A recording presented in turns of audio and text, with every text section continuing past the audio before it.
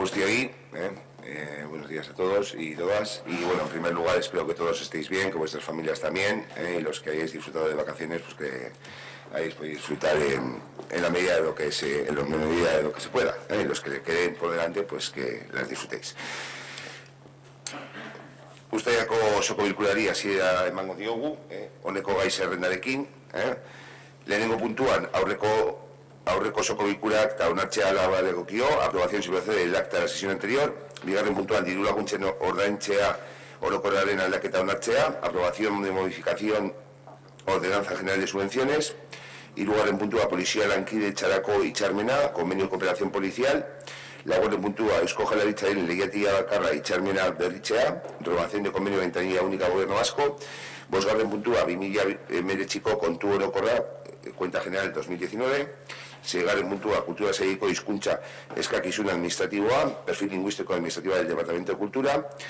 Zazpigarren puntua 2019ko ekitaldiko desadostasun ebazpenari buruzko txostenaren berri ematea, dar cuenta del informe de resolución de discrepancias en el ejercicio 2019, zortzigarren puntuan onartutako dekretuen berri ematea, haciendo cuenta de decretos, bederatzigarren puntuan galderak eta bestelakoak, ruegos y preguntas. Nik ja pasaren egunean esan nuen bezala, bosera maileekin, seigarren puntua kentzea, zeren eta kultur saileko hizkuntza eskakizun administratiboa egingo zen kurtso bat egiteko eta bilatuko dugu beste forma bat egiteko, bai diru laguntzen bitartez edo bai eskakizun bitartez. Orduan, plaza hori pelebirekin geratzen da, administratibo guztiok bezala. Ya que ya, como os comenté ayer, el perfil lingüístico administrativo del Departamento de Cultura, había como os comentó Alberto, una petición para hacer una modificación de perfil.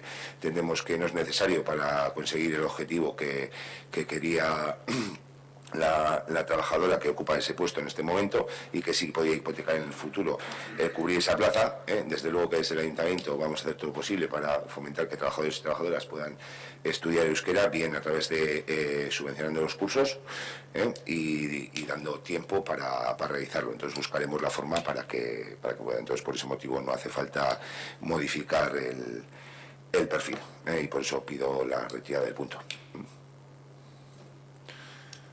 ¿Alguna cuestión del orden del día?